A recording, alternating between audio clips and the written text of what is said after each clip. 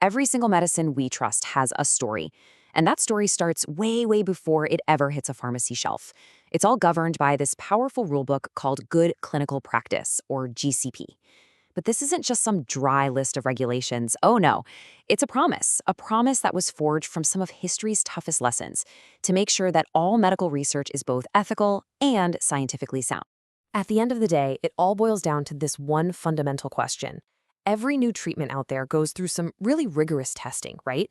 But how can we be absolutely sure that process is trustworthy? Well, the answer is a framework that was built specifically to prevent the mistakes of the past from ever happening again. And that answer is GCP. I think the best way to think of GCP is like a universal building code for clinical research. Seriously.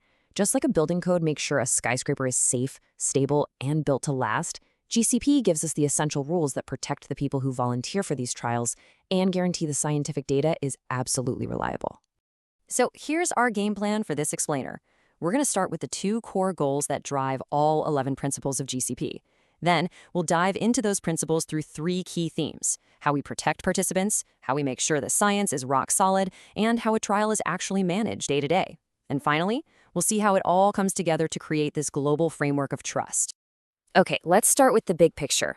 All 11 of the principles we're about to walk through are designed to do two fundamental things. Everything, and I mean everything, flows from these two core ideas. And here they are. It's actually pretty simple. On one hand, GCP is all about protecting people, making sure the rights, safety, and well-being of trial participants always come first. And on the other hand, it's about ensuring good science, making sure the data we collect is valid, high quality, and can be trusted without a shadow of a doubt. These two pillars, they support everything else. All right, let's build on that first pillar. This first group of principles is 100% dedicated to putting people first.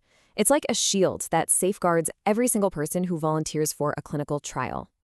So we'll cover three critical principles here: conducting the trial ethically from the ground up, getting what's called informed consent, and having an independent committee look over and approve the entire plan before anything even starts.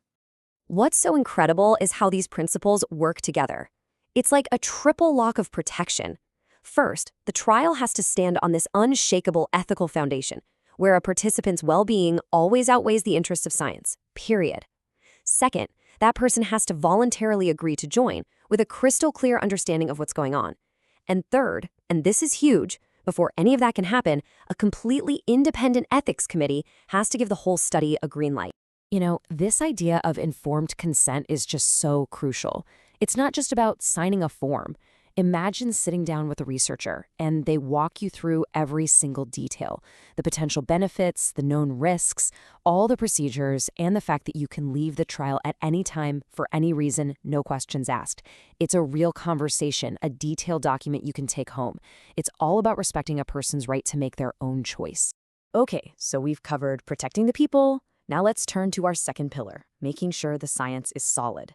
These next principles are the bedrock that allows us to build reliable, trustworthy results that can literally change medicine. In this section, we're looking at 4 principles that are basically the scientific backbone of any good trial, making sure it's scientifically sound, that it's run by qualified people, that quality is built in from the very beginning, and that it gives us results we can actually rely on. So here's the deal. You can't just run a trial on a whim.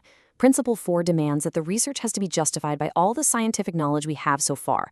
And Principle 5 says that the trial must be designed and run by a team with the right qualifications, the right education, the right training, and the right experience to do the job right. This brings us to a really powerful concept in Principle 6. Instead of just reacting to problems as they pop up, GCP requires that quality is built into the trial from day one. It's an approach called quality by design. What that means is you proactively figure out what's truly critical for protecting participants and getting reliable results, and then you focus all your energy and resources right there. It's smart. And all of this leads us to Principle 9. The whole purpose of a trial is to generate data we can trust. That means having solid systems for everything, from capturing information accurately to analyzing it correctly. It also demands transparency, like registering trials in public databases so the entire scientific community can see what research is being done. No hiding. So we have the human protections, and we have the solid science. Now for our final group of principles. And these are all about the practical, day-to-day operations.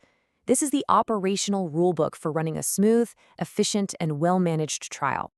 Here we'll look at 4 key areas: making sure the trial processes make sense for the risks involved, following a clear master plan called a protocol, defining everyone's roles and responsibilities, and, of course, properly managing the actual medicine being tested. Principle 7 is really about applying smart common sense. A trial's complexity should match the risks involved. There's just no point in burdening participants or researchers with procedures that aren't absolutely essential. And all of this is laid out in the trial protocol, which comes from Principle 8. You can think of the protocol as the single source of truth, a clear, concise, operational blueprint that everyone on the team has to follow. Principle 10 makes roles and responsibilities crystal clear. A sponsor, which is usually a pharmaceutical company, can delegate tasks to other groups, but they always keep the overall responsibility for the trial. In the same way, an investigator, that's the doctor at the clinic, can delegate jobs to their team, but they never, ever give up their ultimate responsibility for the participants. The bottom line is this: you can delegate the work, but you can never delegate the responsibility. And finally, Principle 11 focuses on the investigational product itself. The medicine being tested has to be manufactured to a super exacting standard called Good Manufacturing Practice, or GMP. It's got to be labeled, stored, and handled precisely according to the protocol to protect its integrity, all the way from the factory right to the participant. So, we've walked through all 11 principles. Now let's zoom out and ask the big question: why does this all matter so much? Because when you put all these rules together, they create something much, much bigger, a global framework for trust. See, GCP isn't just a regulatory checklist you tick off. It's a shared commitment. It's how researchers show their dedication to scientific excellence, and most importantly, to human well-being. It's what allows participants to feel safe, regulators to feel confident, and all of us to trust the medical breakthroughs that we depend on. And that leaves us with a final thought. The next time you see a new medicine, think about this. When we put our trust in that treatment, we aren't just trusting a single company or a single doctor. We're trusting this entire invisible framework of principles and the thousands of dedicated people who uphold it every single day.